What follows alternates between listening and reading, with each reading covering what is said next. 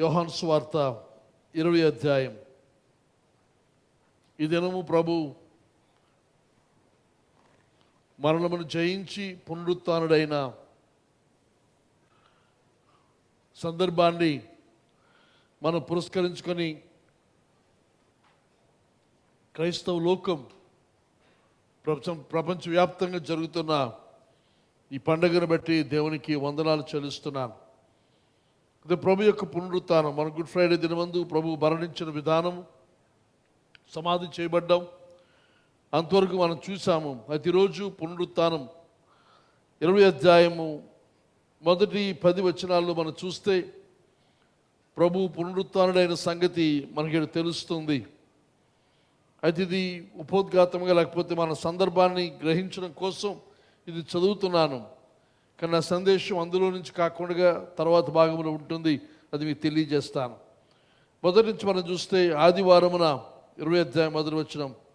ఆదివారమున ఇంకనూ చీకటిగా ఉన్నప్పుడు మగ్దలేని మరియా పెందలకడే సమాధి వద్దకు వచ్చి సమాధి మీద ఉండిన రాయి తీయబడి ఉండుట చూచెను. గనుక ఆమె పరిగెత్తుకొని సీమోను పేతురు వద్దకును యేసు ప్రేమించిన ఆ మరి యొక్క శిష్యుని వద్దకును వచ్చి ప్రభువుని సమాధిలో నుండి ఎత్తుకొని పోయిరి, ఆయనను ఎక్కడ ఉంచురో ఎరుగమని చెప్పాను. కాబట్టి పేతురును ఆ శిష్యుడును బయలుదేరి సమాధి వద్దకు వచ్చిరి. వారిద్దరును కూడి పరిగెత్తుచుండగా ఆ శిష్యుడు పేతురు కంటే త్వరగా పరిగెత్తి ముందుగా సమాధి వద్దకు వచ్చి వంగి నారబట్టలు పడి ఉండేట చూచాను, కానీ అతడు సమాధిలో ప్రవేశింపలేదు. అంతటి సీమోను పేతురు అతని వెంబడి వచ్చి సమాధిలో ప్రవేశించి నారబట్టలు పడి ఉండుటయు ఆయన తలరుమాలు నారబట్టల యొద్ద ఉండక వేరుగా ఒక చోట చుట్టి పెట్టి ఉండుటయు చూచాను. అప్పుడు మొదట సమాధి వద్దకు వచ్చిన శిష్యుడు లోపలికి పోయి చూచి నమ్మాను. ఆయన మృతుల్లో నుండి లేచుట అగత్యము అను లేఖనం వారింకను గ్రహింపరేరి. అంతటా శిష్యులు తిరిగి తమ వారి యొద్దకు వెళ్ళిపోయిరి.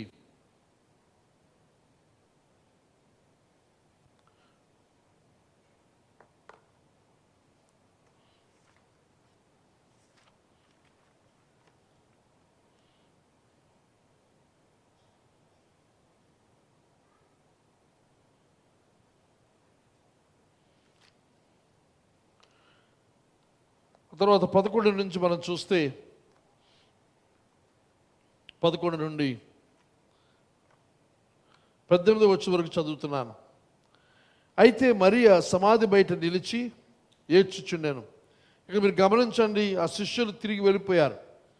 ఈ మొదటి భాగం మనం చూస్తే ఆదివారం ఇంకా చీకటిగా ఉంటుండగా మగ్దలేని మరియా అని ఇక్కడ వ్రాసాడు, కానీ ఇంకా మిగతా సువార్తలు చూస్తే ఆమె మాత్రమే కాకుండా ఇంకా కొంతమంది స్త్రీలు ఇక్కడికి సమాధి దగ్గరకు వచ్చి చూస్తాము. వారు వచ్చే సమయానికే సమాధి యొక్క రాయి పొర్లించబడి ఉంది, రాయి అడ్డుగా లేదు. ఆ పరిస్థితిలో ముఖ్యంగా చూసినప్పుడు మగ్దలేని మరియ గురించిన విషయం ఇది యోహాను రాస్తున్నాడు. ఆమె వెంటనే ప్రభు సమాధిలో లేడు, సమాధి ఖాళీగా ఉంది, రాయి పొర్లించబడింది అని సమాచారం పేతురుకు ఇక్కడ ఇంకొక శిష్యుడు అనగా యోహానుకి తెలియజేసింది. అయితే పేతురు యోహాను ఇద్దరు పరిగెత్తుకుని వచ్చారు. కానీ పేతురు కంటే ముందు యోహాను యవనస్తుడిగా, పేతురు కంటే వయస్సులో చిన్నవానిగా ముందుగా సమాధి వద్ద చేరాడు. అక్కడి నుంచి తొంగి చూచాడు, కానీ లోపలికి వెళ్ళలేదు. కానీ పేతురు మాత్రం లోపలికి వెళ్ళాడు. లోపల ఉన్న ఆ పరిస్థితి అంతా చూచాడు. యేసు ప్రభు సమాధిలో లేడు. అయితే ఆయన సమాధి చేస్తున్నప్పుడు చుట్టిన నారబట్టలు అవన్నీ కూడా పడి ఉన్నాయి. ఆయన తలకు రుమాలు మాత్రం నారబట్టలు ఉండక వేరుగా ఇంకొక చోట చుట్టి పెట్టబడి ఉన్నట్టుగా పేతురు చూచాడు. అయితే చూసి తను బయటకు వచ్చాడు. అప్పుడు పేతురు లోపల ఉంటుండగా అనుకుంటాను, మొదట సమాధి వద్దకు వచ్చిన శిష్యుడు అనగా యోహాను లోపలికి పోయి చూచి నమ్మాడు. ఏమిటి నమ్మాడు? ప్రభు ఇక్కడ లేడు, ప్రభు లేచి ఉన్నాడు అనే భావన ఇంకా వారికి కలగలేదు. ప్రభు ఇక్కడ లేడు అనే మాట నమ్మాడు. ఆయన మృతుల్లో నుండి లేచుట అగత్యం అనే లేఖనము వారు ఇంకా గ్రహింపరు. అనగా తిరిగి లేస్తాడు అని లేఖనాలు చెప్పిన మాట వారికి ఇంకా అర్థము కాలేదు. అది పరిస్థితి. దానితో ఏమైంది? ఈ అర్థం కాని ఈ అయోమయ పరిస్థితిలో ప్రభు బాడీ శరీరం ఇక్కడ లేదు, ఆ నారబట్టలు వేరుగా ఉన్నాయి, ఆ తలకు చుట్టూ రుమాలు వేరుగా ఉంది, మడత పెట్టి ఉంది. వారికి లేడు అన్నమాట నమ్మారు తప్ప లేఖనాలు ఉన్న సత్యం ప్రభు పునరుత్థానుడయ్యాడు అనే విశ్వాసం, నమ్మకం వారికి కలగలేదు. అయితే దానితో ఆ శిష్యులు ఏం చేశారంటే వారు తిరిగి తమ వారి యొద్దకు వెళ్ళిపోయారు. ఒక సమస్య ఉంది ఇక్కడ, వారికి అర్థం కానిది ఉంది. లేఖనాలు వారికి ఇంకా జ్ఞాపకం రాలేదు, ప్రభు వారితో మాట్లాడిన మాటలు జ్ఞాపకం రాలేదు. అలాంటి పరిస్థితుల్లో చేయవలసిన పని ఏదనగా అక్కడ ఉండి ఆ సమస్య పరిష్కారం కనుగొనాలి. కానీ వీరు అలా చేయకుండా వెనక్కి వెళ్ళిపోయారు, తమ వారి యొద్దకు వెళ్ళిపోయారు. మన తిరిగి ఆ గుంపుకు వెళ్ళిపోయారు. మనలో చాలామంది చేస్తున్న పొరపాటు ఇదే. సమస్య మనకు తెలుసు, కనబడుతుంది, అర్థం కావడం లేదు, దీని పరిష్కారం ఏమిటి, అసలు దీని సత్యం ఏమిటి అని తెలుసుకోవడానికి మనం శోధించడానికి ఇష్టపడక తప్పించుకొని మరలా క్షేమకరమైన ఆ దాక్కున్న ఆ మేడగదిలోనికి మరలా వెళ్ళిపోయి మిగతా వారితో కలిసి భద్రంగా ఉందామనే ఆలోచన ఈ ముఖ్యమైన శిష్యులు పేతురు యోహానులకు కలిగింది. చాలా బాధాకరం. దేవునికి వాక్యం యొక్క సత్యమేదనగా ఉన్నది ఉన్నట్టుగా వాక్యం రాస్తుంది. యోహాను తను రాసిన సువార్తలో తాను పేతురు స్పందించిన విధానాన్ని ఇక్కడ రాసినప్పుడు చూస్తే ఎంత యథార్థతో మనకు అర్థమవుతుంది. అయితే అలాంటి పరిస్థితుల్లో శిష్యులు వెళ్ళిపోయారు. ఆ శిష్యులు తిరిగి తమ వారి యొద్దకు వెళ్ళిపోయిరి. అయితే మరియా సమాధి బయట నిలిచి ఏడ్చుచుండాను. పురుషులకు లేని ఆ ఆసక్తి, ఆ తీవ్రత, పట్టుదల ఈ స్త్రీలో మనం చూస్తూ ఉన్నాం. మగ్దలేని మరియా, మేరీ మ్యాగ్డలీన్, ఆమె ఏడ్చుచు సమాధిలో వంగి చూడగా శిష్యులు వెళ్ళిపోయారు, మిగతా స్త్రీలు ఇంకెవరు లేరు. ఈమె ఒంటరిగా సమాధి వద్ద ఉంది, ఏడుస్తూ ఉంది. ప్రభు ఈమెను ఎంతగా ప్రేమించాడో శిష్యులను అంతగానే ప్రేమించాడు. ఆ శిష్యులు ఇంకా దగ్గరగా ఉన్నవారు, నిత్యం వారితోనే సంభాషిస్తూ ఉండేవాడు ప్రభు. మిగతా స్త్రీలు వారు కూడా వెళ్ళిపోయారు, కానీ ఒక్కరితో అక్కడ ఉండి ఏడుస్తూ ఉంది. ఏడ్చుచు ఆమె చేస్తున్న పనేదనగా సమాధిలోకి వంగి చూచింది. ఇది ముందు ఆమె చూచిన దాని గురించి మాట్లాడాలని ఆశిస్తున్నాను. అయితే ముందు చదివేస్తాను ఈ భాగాన్ని. వంగి చూడగా ఆమెకు కనబడింది ఏదనగా తెల్లని వస్త్రములు ధరించిన ఇద్దరు దేవదూతలు యేసు దేహం ఉంచబడిన స్థలములో తలవైపున ఒకడును కాళ్ళ వైపున ఒకడును కూర్చుండుట కనబడాను. వారు అమ్మ ఎందుకు ఏడ్చుచున్నావని ఆమెను అడగగా ఆమె నా ప్రభువును ఎవరో ఎత్తుకొని పోయిరి, ఆయన ఎక్కడ ఉంచిరో నాకు తెలియలేదని చెప్పాను. ఆమె ఈ మాట చెప్పి వెనుక తట్టు తిరిగి యేసు నిలిచిండు చూచాను, కానీ ఆయన యేసు అని గుర్తుపట్టలేదు. యేసు అమ్మ ఎందుకు ఏడ్చుచున్నావు, ఎవరిని వెతుకుచున్నావు అని ఆమెను అడగగా ఆమె ఆయన తోటమాలి అనుకొని, అయ్యా నీవు ఆయనను మోసుకొని పోయిన ఎడల ఆయన ఎక్కడ ఉంచితువో నాతో చెప్పము, నేను ఆయన ఎత్తుకొని పోదునని చెప్పాను. యేసు ఆమెను చూచి మరియా అని పిలిచాను. ఆమె ఆయన వైపు తిరిగి ఆయనను హిబ్రూ భాషలో రబ్బూని అని పిలిచాను. ఆ మాటకు బోధకుడు అర్థం. యేసు ఆమెతో, నేను ఇంకనూ తండ్రి యొద్దకు ఎక్కిపోలేదు గనుక నన్ను ముట్టుకొనవద్దు. అయితే నా సహోదరుల యొద్దకు వెళ్ళి నా తండ్రియు మీ తండ్రియు, నా దేవుడును మీ దేవుడినైనా వారి యొద్దకు ఎక్కిపోవచ్చున్నానని వారితో చెప్పమని మగ్దలేని మరి వచ్చి నేను ప్రభువును చూచి తిని ఆయన నాతో ఈ మాటలు చెప్పానని శిష్యులకు తెలియచేశాను. దేవునికి స్తోత్రం. చాలా శ్రేష్టమైన వాక్యభాగం ఇది. ఇది మనం ఆ సీన్లో మనం వెళ్ళి ఆనందిస్తూ లేకపోతే అనుభవిస్తూ చదివితే మన ఒళ్ళు తప్పనిసరిగా గొగ్గురు పొడుస్తారు. పురుషులందరూ వెళ్ళిపోయారు, కానీ ఈ స్త్రీ మాత్రం పట్టుదలతో తొంగి చూచిన ఆ విషయం, ఆ కళ్ళకు కనబడిన సత్యం ఈ దినమందు మాట్లాడాలని ఆశిస్తున్నాను. ఈ దర్శనము, ఈ యొక్క వెలుగు మగ్దలేని మరియకు మాత్రమే చూచి తప్ప మిగతా వారికి ఇది అసలు తెలియలేదు. ఆమె చూచింది ఏమిటి? తెల్లని వస్త్రములు ధరించుకున్న ఇద్దరు దేవదూతలు. ప్రభువు దేహం ఎక్కడైతే పెట్టారో ఆ దేహం దగ్గర, తల దగ్గర ఒక దూత, కాళ్ళ దగ్గర ఒక దూత, అనగా చెప్పాలంటే కుడి ఎడమలు ఇద్దరు దేవదూతలు కూర్చొని ఉండడం అక్కడ మనం చూస్తాం. యేసు, ఇద్దరు దేవదూతలు యేసు దేహం నుంచి వాళ్ళ స్థలములో తలవైపు ఒకడు, కాలువైపు ఒకడు కూర్చుండుట కనబడేను. ఇది ఆమె చూచింది. ఆమె ప్రశ్నించింది. వారు, ఆ దూతలు ఆమెను ప్రశ్నిస్తున్నారు, నువ్వెందుకు ఏడుస్తున్నావు అన్నప్పుడు ఆమె కారణం చెప్పింది. అయ్యా, నేను ప్రభువును వెతుకుతున్నాను, ప్రభు కోసం వచ్చాను. ఆయన మీ మధ్య ఆయన ఉండేవాడు, అక్కడ లేడు, అక్కడ పెట్టాం మేము ఆయన్ని. ఎందుకనగా ముందు సమాధి చేస్తున్న రోజు ఆమె చూచింది ఆ స్థలం, ఆ సమాధి తెలుసు ఆమెకు. ఒక లోపల చూచిందో లేదో కానీ ఆయన అందులో ఆ సమాధిలో పెట్టారు అనే సంగతికి మాత్రం ఖచ్చితంగా తెలుసు. ప్రభు ఇక్కడ ఉండాలి, కానీ ఆయన లేరు, దాని గురించి ఏడుస్తున్నాను అని, ఆయన ఎక్కడి ఉంచో తెలియలేదని చెప్పాను. అయితే ఆమె జవాబిచ్చింది, కానీ వారిని ప్రశ్నించలేదు. మీరెవరు, మీరు ఎందుకున్నారు ఇక్కడ, నా ప్రభు ఏమైపోయాడని అడగలేదు. అడగకుండా తాను వెంటనే ఆ దూతలు చెప్పిన మాట విని మరి వెళ్ళిపోవడానికి సిద్ధపడిన పరిస్థితుల్లో ప్రభువే స్వయముగా వచ్చి ఆమెను దర్శించిన సంగతి ఈ వాక్యంలో మనం చూస్తున్నాం. అయితే ఈరోజు ఆమె చూచిన ఆ చిత్రం, లేకపోతే ఆ సత్యం, ఇద్దరు దేవదూతలు ప్రభు ఉంచబడిన దేహము ఆ స్థానంలో కాళ్ళ దగ్గర ఒకరు, పాదముల దగ్గర ఒకరు, తల దగ్గర ఒకరు, లేకపోతే కుడి ఎడమల ఇద్దరు కూర్చొని ఉండుట ఆమె చూచింది. కనుక ఈ దినమందు ఆ దేవదూతల గురించిన సందేశం మీతో మాట్లాడాలని ఆశిస్తూ ఉన్నాను. ఇక్కడ ఇద్దరు దేవదూతలు ఉన్నట్టుగా మనం ఇక్కడ చూస్తూ ఉన్నాం. అయితే వారు ఎందుకున్నారు, ఏమిటి, వారి పని ఏమిటి అనేది మనకి తెలియదు, రాయబడలేదు, తెలియబడలేదు. కానీ యోహాను రాసిన విషయాలన్నీ, తను ఇచ్చిన వివరాలన్నీ కూడా, ప్రతిదీ కూడా ఎంతో అర్థముతో కూడుకున్నది, లోతైన భావముతో కూడుకున్నది. ఇంకా చెప్పాలంటే వేదాంతపరమైన అవగాహనతో యోహాను తన సువార్త అంతా కూడా రాశారు. మిగతా సువార్తలు ఒక విధంగా చారిత్రక విషయాలు రాశారు, కానీ యోహాను చారిత్రక సత్యాలను దేవుని యొక్క కోణంలో, లేక దేవుని యొక్క వేదాంతపు కోణంలో నుండి, లేక దేవుని యొక్క నిత్యత్వపు దృష్టిలో నుండి తాను రాసినట్టుగా యోహాను సువార్త మనం గమనించవచ్చని చెప్పి మనవి చేస్తూ ఉన్నాను. అయితే ఈరోజు ఇక్కడ చూసిన దేవదూతలు దేవుని వాక్యంలో చూస్తే ఇంకొక 2 చోట్ల మనం చూస్తాం.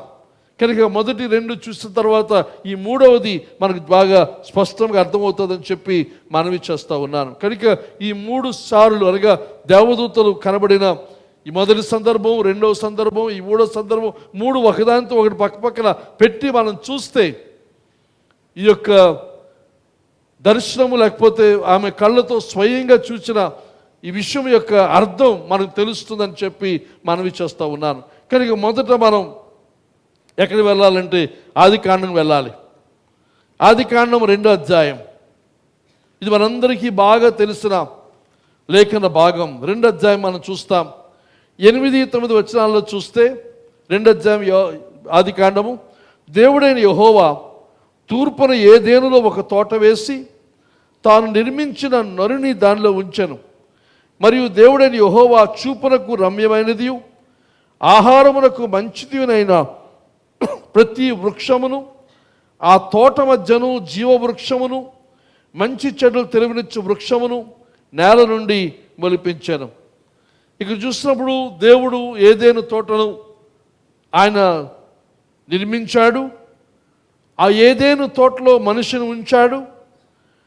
తర్వాత దేవుడు అక్కడ చేసిన కార్యం రాస్తున్నాడు. ఇక్కడ దేవుడైన యెహోవా చూపునకు రమ్యమైనది, ఆహారమునకు మంచిది. దేవుడు చేసిన సృష్టిలో మనం చూసినప్పుడు ఆయన ప్రతి చెట్టు, ప్రతి వృక్ష ఫలాన్ని సృజించాడు. ఆ వృక్షాలు వృక్ష ఫలాలు ఎలాగున్నాయి, చూడ్డానికి రమ్యమైనవిగా, తర్వాత ఆహారమునకు మంచిదిగా దేవుడు చేశాడు. అయితే అక్కడ ఈ చెట్లన్నిటి గురించి వివరణ లేదు, కానీ 2 చెట్లను గురించిన వివరణ రాస్తున్నాడు. ఆ 2 చెట్లు ఎక్కడ ఉన్నాయి? మొదటిది ఆ తోట మధ్యను జీవవృక్షం. ఇది దాని ఫలము జీవాన్ని ఇస్తుంది. ఆ తోట మధ్యలో జీవవృక్షము అనే ఒక వృక్షం ఉంది. దాని తర్వాత దాని దగ్గరలోనూ లేదా దాని ప్రక్కనో మనకు తెలియదు, కానీ మంచి చెడ్డల తెలివినిచ్చు వృక్షమును నేల నుండి మొలిపించు. 2 వృక్షాలు కూడా తోట మధ్యలో ఉన్నాయి.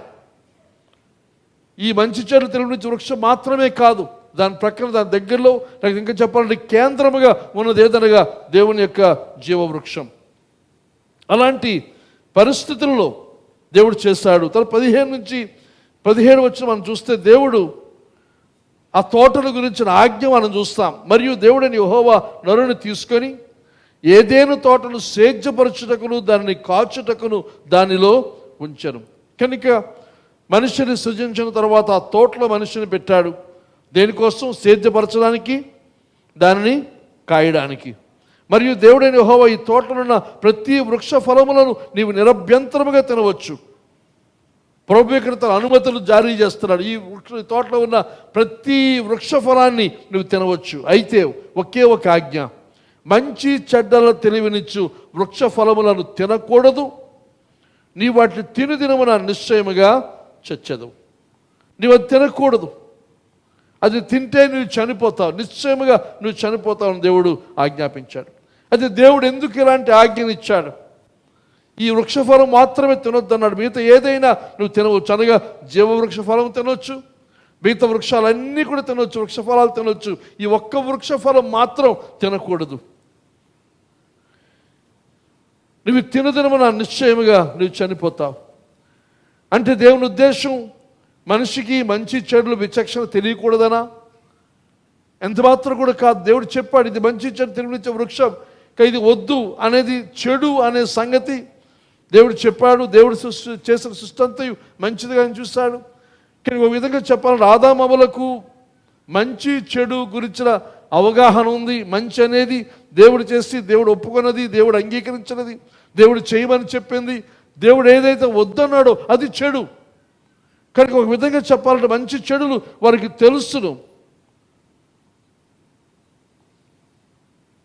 ఇంకా చెప్పాలంటే వారు దేవునితో సంబంధంలో ఉన్నారు, దేవునితో సంభాషణలో వారు ఉన్నారు, దేవుని చూస్తూ ఉన్నారు, ప్రతిదిన వారితో సహవాసం చేస్తూ ఉన్నారు. ఆ సంబంధంలో దేవుడు చెప్పిన మాట మీరు తినవద్దు. అయితే ఇలాంటి పరిస్థితుల్లో ఆదికాండం 3వ అధ్యాయంలో మనం చూస్తాము, సైతాను సర్పం ఆనాటి భూజంతులన్నింటిలో కూడా యుక్తి కలదై ఉండాను. ఇది యుక్తి మాత్రమే కాకుండా దీని కుయుక్తి కూడా ఎక్కువే కదా. యుక్తి ఉండడం మంచిదే, కానీ ఇది కుయుక్తి. దేవుడైన యెహోవా చేసిన సమస్త భూజంతుల్లో సర్పము యుక్తి గలదై ఉండాను. అది స్త్రీతో ఇది నిజమా? సైతాను వేసే మొట్టమొదటి ప్రశ్న ఇదే. Is it true? ఈ తోట చెట్టులో దేని ఫలములనైనా మీరు తినకూడదని దేవుడు చెప్పేనా అని అడిగాను. అందుకు స్త్రీ, ఈ తోట చెట్ల ఫలములను మేము తినవచ్చును, అయితే తోట మధ్యలో ఉన్న చెట్టు ఫలములను గూర్చి దేవుడు మీరు చావకుండాట్లు వాటిని తినకూడదని చెప్పాను. మీరు చూడండి ఈ మాట, తోట మధ్యన ఉన్న చెట్టు ఫలములను గూర్చి. తోట మధ్యన ఏముంది? ముందు వచ్చిన చూస్తే జీవవృక్షం ఉంది, అలాగే మంచి చెట్లు తెలివినిచ్చు వృక్షం ఉంది. కానీ ఆ జీవవృక్షం పట్టించుకోలేదు, దాన్ని గమనించలేదు. ఆమె దృష్టి అంతా కూడా దేవుడు ఏదొద్దన్నాడో దాని మీదే పడింది. ఆమె అంటుంది, ఆ ఒక్కటే మమ్మల్ని తినొద్దు అన్నాడు దేవుడు. వాటిని తినకూడదని, వాటిని ముట్టకూడదు అనలేదు ఆయన, తినకూడదు అన్నాడు అంతే. ముట్టకూడదని చెప్పినని సర్పముతో అనను. అందుకు సర్పం, మీరు ప్రసంగం మొదలైంది. ఏమిటో ప్రసంగం? మీరు చావనే చావరు. అసలు సర్పం యొక్క ఉద్దేశం చంపడానికే వచ్చాడు. వాడు పనే చంపడం, వాడు పనే నాశనం చేయడం. కానీ చెబుతున్న మాట మీరు చావనే చావరు. దేవుడు చెప్పిన మాట అబద్ధం. మీరు నిత్యం బ్రతికుంటారు, మీరు చావనే చావరు. ఇంకంటాడు, ఎలా అనగా మీరు వాటిని తినమున మీరు కన్నులు తెరవబడిననియు మీరు మంచి చెడ్డలను ఎరిగిన వారై దేవతల వలె ఉందిరనియు దేవునికి తెలియనని స్త్రీతో చెప్పగా, స్త్రీ ఆ వృక్షము ఆహారమునకు మంచిది, కన్నులకు అందమైనది, వివేకమిచ్చు రమ్యమైనది అని ఉండుట చూసినప్పుడు ఆమె దాని ఫలముల్లో కొన్ని తీసుకుని అవి తనతో పాటు తన భర్తకును ఇచ్చెను. అవి అతడు కూడా తినెను. ఇక్కడ అంటుంది ఆ స్త్రీ చూచింది, ఊహల్లోకి వెళ్ళింది, తాను ఊహిస్తాను కదా వృక్షం ఆహారం మంచిది, కన్నులకు అందమైనది. కానీ ఆదికాండం 2 అధ్యాయంలో మనం చూచాము, దేవుడు ఆ తోట వేసి దాన్ని నిర్మించాడు. 9వ వచనంలో చూపునకు రమ్యమైనది, ఆహారమునకు మంచి, అలాగే చేస్తాడు ఆయన. ఈమె మరెందుకో కొత్తగా కనబడింది. దేవుడు చెప్పింది చూపించింది, యథార్థంగా ఉంది. కానీ ఇప్పుడు కొత్తగా సైతాన్ చెబితేనే తను చూసినట్టుగా కనబడుతుంది తనకి. దేవుని విషయాలు మన ముందు ఉన్నాయి, కానీ సైతాను మనల్ని శోధించడానికి వాటిని మరి ఒకసారి చూపించడం మనకు కొత్తగా కనబడతాయి. అది నిజమా అనిపిస్తుంది మనకి, కానీ సైతాన్ యొక్క మోసాన్ని మనం గ్రహించవలసిన వారమై ఉండవలసిన అవసరం ఉందని చెప్పి మనవి చేస్తూ ఉన్నారు. అయితే ఆమె తిన్నది, తర్వాత ఆమె భర్త కూడా తిన్నది. ఇద్దరు ఆ తోట దేవుడు ఏదైతే వద్దన్నాడో దానిని వారు తినిన పరిస్థితిని మనం ఇక్కడ చూస్తాం. ఇక్కడ ఈ మాట ముఖ్యంగా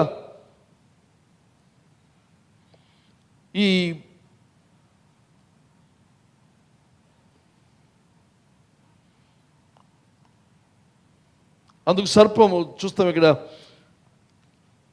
ఈ తోట చెట్ల ఫలం దేని మీరు తినకూడదు దేవుడు చెప్పినా అని అడిగాను. ఇది నిజమా అనే ఆ ప్రశ్న చూసినప్పుడు ఒక హిబ్రియ పండితులు లేకపోతే ఒక బోధకుడు రబ్బాయ్ డేవిడ్ ఫోర్మెన్ అని ఆయన దీన్ని ఎలా తర్జుమా చేస్తాడనంటే హీబ్రూ భాష నుండి, even if God said do not eat from the tree of the garden, so what, who cares, do it anyway. అది సైతాను వేసిన ప్రశ్న ఎలాంటిది అనగా, దేవుడు ఏదైనా ఓ చెట్టు పండు నిన్ను తినొద్దు అన్నాడా అని ప్రశ్నించి ఆమె దగ్గర నుంచి జవాబు రాకముంటే అయితే ఏమిటి, దేవుడు వద్దన్నాడు అయితే ఏమిటి, ఎందుకు పట్టించుకోవాలి, నువ్వు చెయ్యి, నీ నచ్చితే నువ్వు చెయ్యి. ఇప్పటి వరకు సైతాన్ యొక్క విధానము ఇదే, వాడు మారలేదు. దేవుడు ఎలాగైతే మారలేదని మనం చెప్పుకొని గర్విస్తామో సైతాను మారలేదు. సైతాను చేత శోధించబడుతున్న మనము మారలేదు. నిత్యము తెలుస్తూ ఉన్నా సైతాన్ని శోధిస్తున్నా మనం ఆ శోధన పడిపోతూనే ఉంటున్నాం. ఏమిటా శోధన? దేవుడు వద్దన్నాడా, దేవుడు వద్దన్నాడా, మంచిదే దేవుడు చెప్పాడు ఇలాగా, అయితే ఏంటి, ఎవరు పట్టించుకుంటారు, నీకెందుకు అదంతా, దేవుడి మాట నీ సంగతి నీకెందుకు, నువ్వు చెయ్యి, నీకు నచ్చిందా నువ్వు చెయ్యి. దేవుడు చూపులకు రమ్యమైనది అందంగానే చేస్తాడు, ఆహారం యోగ్యమైనదిగా చేస్తాడు. దేవుడు చెప్పాడు, చూపించాడు, అన్ని తినమన్నాడు, ఇది ఒక్కటే తినొద్దు అన్నాడు. కానీ ఆమె ఇది ఎంతో రమ్యముగా అందమైనదిగా తనకు కనబడి తన సొంత ఇష్టాన్ని నెరవేర్చుకుంటూ తనతో పాటు తన భర్తకి ఇచ్చింది. ఇద్దరు కలిసి వారు పాపం చేస్తున్న సంగతి, దేవుడు వద్దన్న పనిని చేస్తున్న సంగతి మనం ఇక్కడ చూస్తూ ఉన్నాం. ఇక్కడ సైతాను శోధిస్తున్న శోధనలో ఉన్న ప్రాముఖ్యమైన విషయం ఏదనగా అవిధేయత కొరకు ప్రేరేపిస్తాడు. దేవుని విధానానికి, దేవుని క్రమానికి, దేవుడు చెప్పిన దానికి అవిధేయతగా ప్రవర్తించమని ప్రేరేపించేది సైతాన్. కానీ మన సంఘంలో కానీ, మన కుటుంబాల్లో కానీ, మన బిడ్డల విషయాల్లో కానీ మనం గమనిస్తే ఎవరైనా వ్యతిరేకముగా, విరుద్ధముగా ప్రవర్తిస్తున్నారంటే వారు ఎవరి చేత ప్రేరేపించబడి చేస్తున్నారు? సైతాన్. మన పిల్లలు సైతం వారు ఏదైతే వద్దంటామో అదే చేయడానికి సిద్ధపడతారు వారు. కానీ దాని వెనక ఎవరు ఉన్నారనగా దుష్టుడైన అపవాది. అలాగే సంఘములో కూడా వద్దన్న పని కాదు, ఇది పద్ధతి కాదు, మన సంఘానికి క్షేమం కాదు, వద్దంటే మళ్ళీ తిరిగి దాన్ని చేయడానికి మిమ్మల్ని ప్రేరేపిస్తుంది ఎవరు అనగా సైతాను. ఆ సైతాను ప్రేరణకు లోనై ఇదేం తిను తప్పేముంది, పండు చక్కగా ఉంది, తింటే ఆరోగ్యాన్ని ఇస్తుంది, ఈ స్నేహం తప్ప, ఈ సంబంధం తప్ప అటు వెళ్ళకూడదా, ఇది చేయకూడదా, మాట్లాడకూడదా, తినకూడదా, ఇవన్నీ దీని గురించి ఎంత ఇష్యూ ఏమిటి, కొంతమంది తెలుగు రాదు కదా, దీని గురించి పెద్ద ఇష్యూ చేసేస్తారు అందరూ అని బాధపడిపోతూ ఇది ఏముంది, నేనేం తప్పు చేశాను, చేయకూడదా, ఎంత మాయకు. సైతాను శోధన అలాగే ఉంటుంది. నీ ఇష్టాన్ని నెరవేర్చుకోవడమే సైతాన్ యొక్క శోధనకు మూలం. నీ ఇష్టాన్ని గురించి వాడు ప్రోత్సహిస్తాడు, ప్రేరేపిస్తాడు. దేవుడు చనిపోతాడని చెప్పాడా, నువ్వు చావో. దేవుడిది తింటే నీకు నష్టం వస్తుందని చెప్పాడా, నీ నష్టం రాదు, లాభం వస్తుంది.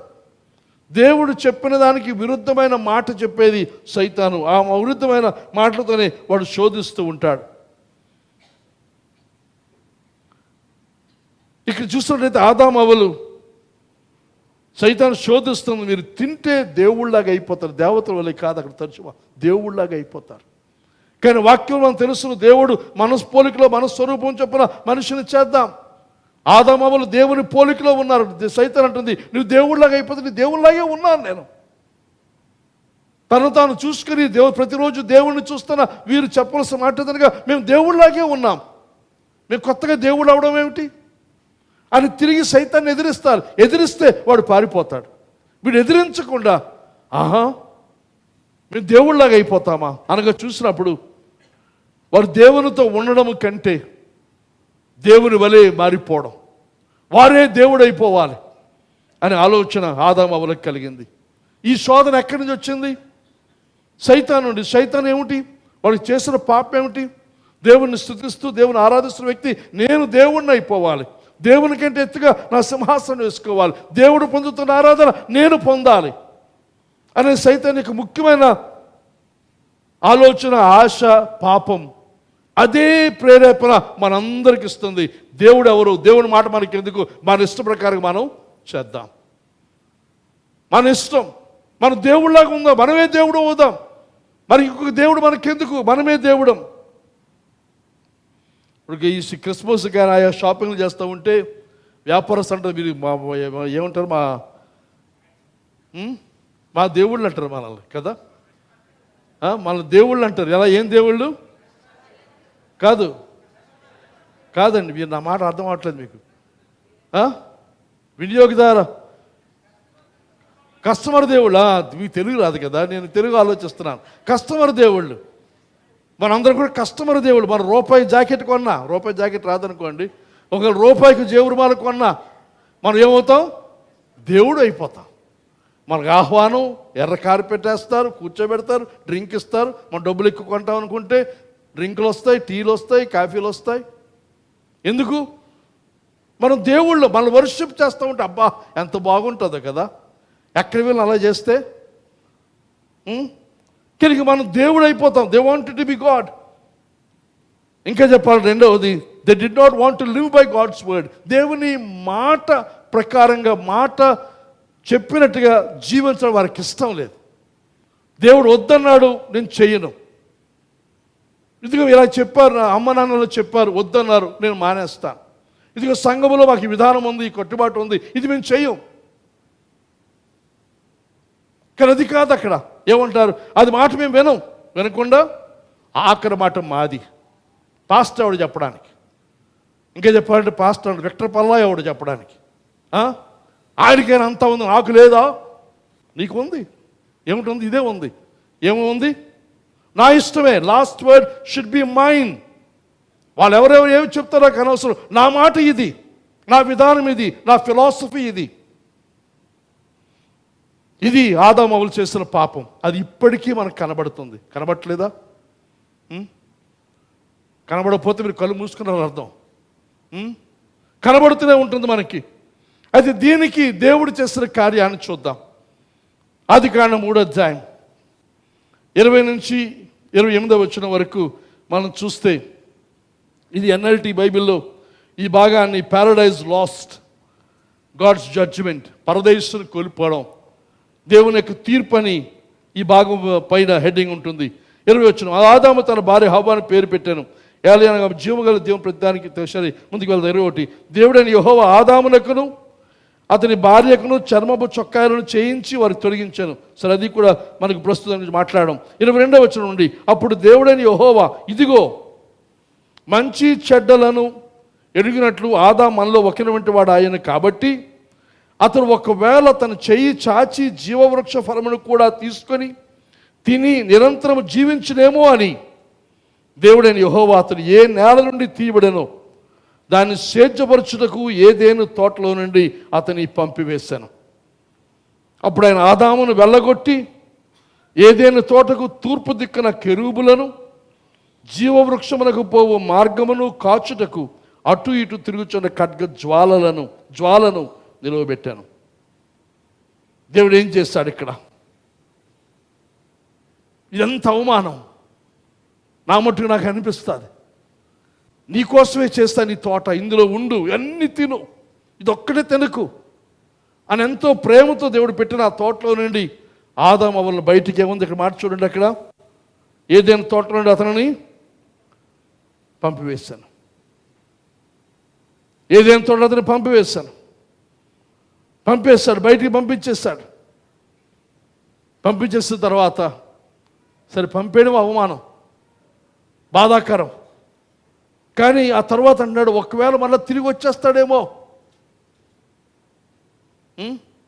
వీడు నా మనిషి కాదు, నాకు అవిధేయతగా ఉన్నాడు, నాకు విరోధంగా ఉన్నాడు, వాడు లోబడేది సైతానికి లోబడుతున్నాడు, ఒకవేళ మళ్ళీ తిరిగి వస్తాడేమో అని రావడానికి వీలు లేకుండా ఇక్కడ చూస్తాం మొట్టమొదటిసారిగా దేవుని దూతలు. ఆ దూతలు కెరూబులు. ఇంకా చాలా దూతలు ఉన్నారు, ప్రభువుకి సెరాఫులు ఉన్నారు, తర్వాత ఇంకా రకరకాల దూతలు చాలామంది ఉన్నారు, మామూలు సాధారణమైన దూతలు ఉన్నారు. కానీ ఆ దూతలలో కెరూబు అనే దూతలను దేవుడు ఇక్కడ నియమించాడు. కెరూబులు అక్కడ కాపలా కాస్తూ, దానితో పాటుగా ఇంక ఇంగ్లీష్ తర్జుమా చూస్తున్న మైటీ చెరూబిం, తూర్పు దిక్కున కెరూబులు అని తెలుగులో రాయబడింది, కానీ ఇంగ్లీష్ తర్జుమాలో చూస్తే మైటీ చెరూబిం అంటే చాలా శక్తివంతమైన కెరూబు దూతలను దేవుడు పెట్టాడు. ఆ దూతలతో పాటుగా ద ఫ్లేమింగ్ వర్లింగ్ స్రోడ్ అనగా ఒక అగ్ని ఖడ్గము, అది నిత్యము తిరుగులాడుతున్న ఖడ్గం అటు ఇటు సంచరిస్తుంది. వారు మళ్ళీ తిరిగి లోపలికి ఏదైనా తోటలోనికి రాకుండా, మరి ముఖ్యంగా జీవవృక్షము దగ్గరికి రాకుండా దేవుడు ఆపుతున్నాడు. ఇది విన్నప్పుడు మనలో కొంతమందికి ఎలాగనిపిస్తుంది అంటే, దేవుడు ఎంత అన్యాయస్తుడండి, తాను సృజించిన మానవుని తాను పెట్టిన మానవు, తను సృజించిన వాడిని, తనకు ఏర్పాటు చేసిన వాడిని బయటికి తోలేశాడు. ఎక్కడో బతుకుతాడు కదా, మళ్ళా తిరిగి వెనక్కి రాకుండా కాపలా పెట్టాడు. తన ఇంటికి తను రాకుండా, తన కోసం ఏర్పాటు చేస్తున్న ఆ ప్రదేశాన్ని రాకుండా. దేవుని భయం ఏమిటి? వచ్చి ఏం చేస్తాడు? మిగతా ఏ పొట్టు తిన్నా పర్వాలేదు, కానీ ఒకవేళ ఇప్పుడు వచ్చి ఈ పాపము చేసిన తర్వాత, దేవునికి అవిధేయంగా ప్రవర్తించిన తర్వాత ఒకవేళ జీవవృక్ష ఫలాన్ని తినేస్తాడేమో. ఇది తింటే ఏమవుతాడు? దేవుని యొక్క విరోధములో, దేవునితో అవిధేయతలో, దేవుని విరోధమైన ఆ స్థితిలో తాను నిత్యత్వానికి కొనసాగుతాడు. అది జరగకూడదని, అనగా మనిషి దేవునికి విరోధముగా ఉండడం అనేది దేవుని చిత్తము కాదు, దేవుని ఆశ కాదు. కనుక ఆదాము అవ్వలు ఒకవేళ మళ్ళీ తిరిగి వచ్చి పండు తింటే నాకు దూరం అయిపోతారు. ఒక విధంగా చెప్పాలంటే ఆయన, ఇది కఠినమైన తీర్పుగా మనకు కనబడుతుంది, కఠినమైన తీర్పే, కానీ ఆ తీర్పులో కూడా ఆయన కనికరం మనం చూస్తాం. ఏదైనా ఈ తీర్పులో వాళ్ళు ఒకవేళ వచ్చి ఆ పండు తింటే నాకు దూరం అయిపోతారు, నిత్యత్వానికి దూరం అయిపోతారు. కానీ ఇప్పుడు నేను వారిని తిరిగి సమకూర్చుకునే కార్యం నేను చేస్తాను, నేను వారిని తిరిగి సమకూర్చుకుంటాను అనే ఆలోచనతో చెప్పాలంటే ఈ జడ్జిమెంట్, ఈ తీర్పు, మర్సీ అనగా ప్రభు యొక్క కనికరాన్ని ఇక్కడ తీర్పులో దేవుడు మరుగుపరిచి ఉంచాడు. ఇది ఒక భయంకరమైన శిక్ష కాదు, ఇది దేవుని యొక్క కృపా కలిగిన కార్యం. It was an act of mercy disguised in judgment. దేవుని యొక్క కృపా కార్యాన్ని ఒక తీర్పులో ఆయన ఇమిడ్చి ఆయన ఇచ్చినట్టుగా మనం చూస్తూ ఉన్నాం. విలాపవాక్యంలో మనకు తెలుసును, ఆయన కోపించుచూనే వాత్సల్యత చూపించేవాడు. ఇది మన దేవుడు, మన దేవుని యొక్క లక్షణం ఇది. కనుక మన జీవితాల్లో కూడా ఈ స్వభావం ఉండాలి. మన ఆధ్యాత్మిక ఎదుగుతున్నప్పుడు జరిగేది ఏదనగా కోపించుచూనే, అందులో వాత్సల్యం, అందులో కనికరము, ప్రేమ మనకు కలిగి ఉండాలి. మన బిడ్డల విషయమే కానీ, మన భర్త భార్యల విషయమే కానీ, కుటుంబాల్లో కానీ, మన సంబంధాల విషయంలో కూడా ఆలోచన చేస్తే కోపం ఉంటుంది. కోపం వచ్చిందని చెప్పి మన కోపాన్ని తీర్చుకోవడం కాదు, ఆ కోపంలో కూడా వాత్సల్యం, ఆ ప్రేమ, ఆ కనికరాన్ని మనం ఇమిడ్చుకోవలసిన అవసరం ఉంది. దేవుడు ఇక్కడ ఈ కెరూబులను ఏర్పాటు చేశాడు. మళ్ళీ చూసినట్టు దేవదూతలు అనేక, గబ్రియలు ఉన్నారు, మిఖాయిలు, వాళ్ళు ఎవ్వరు కూడా ఈ పని పెట్టలేదు. ఈ దూతలకి, కెరూబులని ఈ దూతలను నియమించాడు. ఈ దూతలు చేస్తున్న పని ఏదనగా, the path of God is blocked from humanity. దేవుని ఎదుగు వచ్చే దారి ఆ జీవవృక్షానికి వచ్చే దారి మూయబడింది. మానవుడు మళ్ళీ తిరిగి రాకుండా జీవము నుండి దూరం పరిచాడు. అయితే దీని తర్వాత దేవుని యొక్క సంకల్పం మనం చూస్తాం. అక్కడ మొదట జరిగిన దూతల సంఘటన, తర్వాత రెండవది మనం చూద్దాం. నిర్గమాకాండం 25వ అధ్యాయం.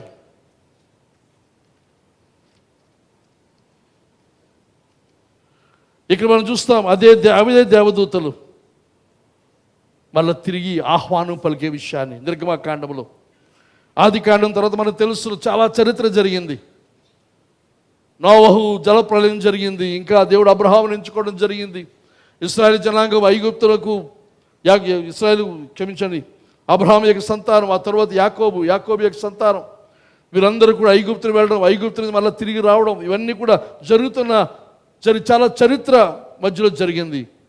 కొన్ని వందల సంవత్సరాలు గడిచిపోయాయి. కానీ తర్వాత దేవుని యొక్క మాట మనం చూస్తాం. ఆది నిర్గమకాండం 25వ అధ్యాయం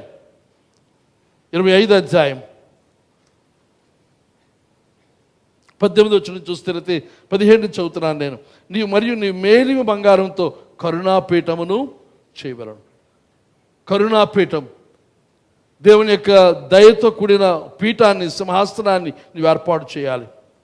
దాని పొడుగు, దాని వెడల్పు చెప్తూ ఉన్నాడు. మరియు 2 బంగారు కెరూబులను చేయవలను. మరల చూడు, కెరూబులు ఇక ప్రస్తావనలోకి వస్తున్నారు.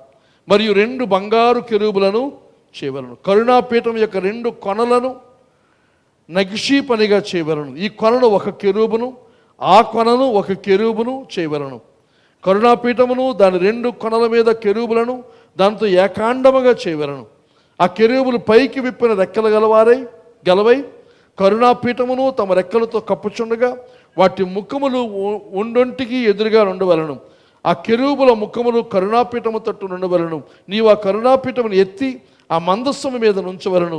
నేను నీకు ఇచ్చు శాసనములను ఆ మందస్సములో నుంచవలను. అక్కడ నేను నిన్ను కలుసుకొని కరుణాపీఠము మీద నుండి, శాసనములు గల మందస్సం మీద నుండి, 2 కెరూబుల మధ్య నుండి నేను ఇశ్రాయేలు నిమిత్తం మీకు ఆజ్ఞాపించు సమస్తమును నీకు తెలియచెప్పేదను. అర్థమైందా? ఒకసారి దయచేసి ఆ కరుణాపీఠం చూపించండి ఫోటో.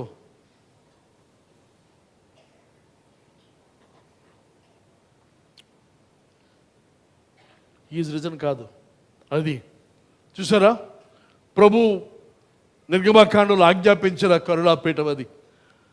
కింద పెట్టి మనకు కనబడుతుంది. పైన 2 కెరూబులు ఒకరు ఎదురుగా ఉంటూ రెక్కలు చాపి ఉన్న పరిస్థితి.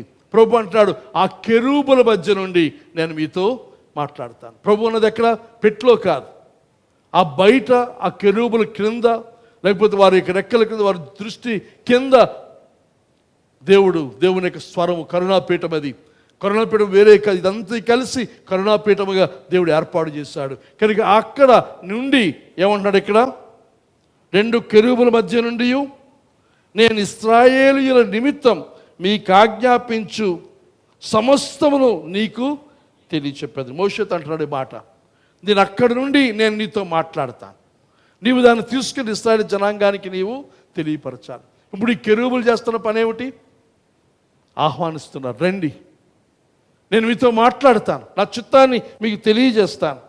ఇంకా కెరూబులు ఆ క్రిందలో నా పెట్టెలో ఏమున్నాయి మనం చూస్తే, పెట్టెలో ఏముంది? 2 బంగారు కెరూబులు చేయవలను. కరుణాపీఠం యొక్క 2 కొనలు నగిషీ పనిగా చేయవలను అని చెప్పి ఆ కెరూబులు, క్షమించండి ఇంకెక్కడ ఉంది, 21వ వచనం, నేను నీకు ఇచ్చు శాసనములను ఆ మందస్సములో ఉంచబడను. ఇంతవరకు ఇంకా ఆ 10 ఆజ్ఞలు దేవుడు ఇవ్వలేదు. ఇంకా మోషేకి ముందుగా చెప్తున్నాడు, నేను ఇస్తాను, నీకు ఆజ్ఞలు ఇస్తాను అని. మనకు తెలుసు, వెనక్కి చూస్తూ ఉంటే 10 ఆజ్ఞలు కలిగిన రాతి పలకలు. ఈ రాతి పలకలు ఏం చేయాలి? ఆ పెట్టెలో నీవు పెట్టాలి. ఆ మూత వేస్తే ఆ మూత మీద ఉన్న ఈ దూతల మధ్య నుండి నేను నీతో మాట్లాడతాను. ఆ తర్వాత మనకు తెలుసును, వాక్యం ముందుకు వెళ్తే మన్నా పెట్టాడు దేవుడు, తర్వాత చిగురించిన అహరోను కర్రను పెట్టాడు. అది ఇవన్నీ ఏమిటి, దేన్ని సూచిస్తున్నాయి? ముఖ్యంగా అక్కడ దేవుని యొక్క వాక్యం, దేవుని యొక్క మాటలు, ధర్మశాస్త్రం, 10 ఆజ్ఞలు దేన్ని సూచిస్తున్నాయి అనగా దేవుని యొక్క వాక్యము, దేవుని యొక్క మాట, దేవుని యొక్క చిత్తం. చూడసారి సామెతల గ్రంథం 3:18 సామెతల గ్రంథం 3:18 ఇక్కడ కొంచెం వివరణ మనకు దొరుకుతుంది. 3:18 దాన్ని అవలంబించే వారికి అది జీవవృక్షము, దాన్ని పట్టుకుని వారందరూ ధన్యులు. దాన్ని అవలంబించే వారంటే ఇక్కడ జ్ఞానాన్ని, విజ్డమ్ గురించి ఇక్కడ రాస్తా ఉన్నాడు. ఈయన అంటాడు, wisdom is tree of life. జ్ఞానం అనేది జీవవృక్షం. దాన్ని అవలంబించే వారికి అది జీవవృక్షం, దాన్ని పట్టుకుని వారందరూ కూడా ధన్యులు. కానీ ఈ జ్ఞానం, ఆ జ్ఞానము, దేవుని యొక్క వాక్యము, దేవుని యొక్క మాట, ఇవన్నీ మనకు తెలుసు. ఎవరనగా మన ప్రభు అయిన యేసుక్రీస్తు. ఇది ఏదైనా తోట మనకు తెలుసు, జీవ వృక్ష ఫలములిచ్చే ఆ వృక్షం. ఇప్పుడు చూసినప్పుడు ఆ పెట్టి లోపల దేవుడు పెడుతుంది, మళ్ళా తిరిగి జీవవృక్ష ఫలము ఆ పెట్టిలో ఆయన పెడుతున్నాడు. ఆ పెట్టిని, లేకపోతే ఆ జీవవృక్షాన్ని కాపలా కాస్తూ ఈ కెరూబులు, 2 కెరూబులు కూడా ఉన్నట్టుగా మనం చూస్తూ ఉన్నాం. అయితే ఆది కాండములో ఉన్న కెరూబులకు, ఇక్కడ నిర్గమకాండం చెప్పబడిన కెరూబులకు ఉన్న తేడా ఏదనగా ఆ కెరూబులు ఆటంకపరుస్తున్నాయి, రావడానికి వీల్లేదని చెబుతున్నాయి. కానీ ఈ కెరూబులు లోపలికి ఆహ్వానిస్తున్నాయి. ఈ ఆహ్వానిస్తున్న సంగతి కూడా మీరు గమనించండి. మనకు అందరికీ బాగా తెలిసిన సత్యమే. ఇది అతి పరిశుద్ధ స్థలములో ఉంది. అది ప్రధాన యాజకుడు మాత్రమే, సంవత్సరానికి ఒక్కసారి మాత్రమే వెళ్ళగలిగిన ప్రదేశం. దానికి వచ్చే ముందు ఆవరణ ఉంది, పరిశుద్ధ స్థలం ఉంది. ఈ ఆవరణలో చేయవలసిన కార్యాలు ఉన్నాయి. శుద్ధి, శుభ్రము, బలి అర్పించడం, తర్వాత దేవునికి హోమం అర్పించడం. 2 పరిశుద్ధ స్థలములో యాజకులు అందరూ చేసే పని. ప్రధాన యాజకుడు ఒక్కడు మాత్రమే అతి పరిశుద్ధ స్థలములోనికి వెళ్ళి దేవుని యొక్క స్వరాన్ని వినే అనుభవం. నూతన నిబంధనలో జకర్యాను మనం చూస్తాం, దేవుని యొక్క మాట విన్నాడు. కానీ ఇది పాత నిబంధన యొక్క ప్రాముఖ్యమైన సత్యం. కనుక ఆ ప్రత్యక్ష గుడారంలో ఉన్న ఈ యొక్క కరుణాపీఠం దేవుడు మాట్లాడే స్థలం. ఆ మాట్లాడే పెట్టెలు ఏమున్నాయి? ఆ పెట్టె లోపల ఏమున్నాయి? దేవుడు లోపల లేడు. దేవుని వాక్యం ఉంది, ధర్మశాస్త్రం ఉంది, తదు జీవానికి సాదృశ్యమైనవి అందులో ఉన్నాయి. మన్నా అది తిని వారు బ్రతికారు 40 సంవత్సరాలు. తర్వాత అందులో అహరోను చిగురించిన కర్ర మనం చూస్తున్నాం. ఆ సందర్భం మనకు తెలుస్తుంది. మళ్ళీ అవన్నీ వివరాలకు వెళ్తే సమయం అయిపోతుంది. కనుక ఇవన్నీ మీరు గమనించండి. ఆ జీవము ఆ పెట్టెలో ఉంది. ఆ పైన దేవుడు ఆ కెరూబుల మధ్య నుండి మాట్లాడుతూ ఆహ్వానిస్తున్నాడు. నా సందేశాన్ని, నా మాట, నా ఆలోచన. ఇక్కడ మరొకసారి చెబుతున్న మాట ఏదనగా, మరొకసారి once again, will you listen to God's word. మరొకసారి దేవుడు వేస్తున్న ప్రశ్న, నా మాట మీరు వింటారా? దేవుని యొక్క మాట మీరు వింటారా? దేవుని ఆజ్ఞకు మీరు లోబడతారా? ఈ ఇక్కడ మాత్రమే కాకుండా బైబిల్ అంతట్లో దేవుడు మాటి మాటికి వేస్తున్న ప్రాముఖ్యమైన ప్రశ్న ఇదే. ఎన్నోసార్లు ఎక్కువగా కనబడుతుంది కాబట్టి ఈ ప్రశ్న మనకు సామాన్యమైన ప్రశ్న అయిపోయింది, లేకపోతే కామన్ క్వశ్చన్ అయిపోయింది, అలవాటు అయిపోయింది ఈ ప్రశ్న. దేవుని మాట, నా మాట వింటారా అని దేవుడు అడుగుతున్న ప్రశ్న. ఆ పెట్టెలో ఆయన పెట్టిదిగో, ఇశ్రాయేలు జనాంగమా, నా మాట వినండి. మీరు నా మాట విని నా దగ్గరికి వస్తే మీరు ఎలా జీవించాలో, మీరు ఎలా ఉండాలో నేను నేర్పిస్తాను, మీతో మాట్లాడతాను. 2 కెరూబుల మధ్య నుండి నేను ఇశ్రాయేలు నిమిత్తం మీకు ఆజ్ఞాపించిన సమస్తమును నీకు తెలియచెప్పేదను. దేవుని సేవకుడైన మోషే, నేను నీకు చెబుతాను, నీతో మాట్లాడతాను, నువ్వు వెళ్ళి ఇశ్రాయేలు జనాంగానికి చెప్పు.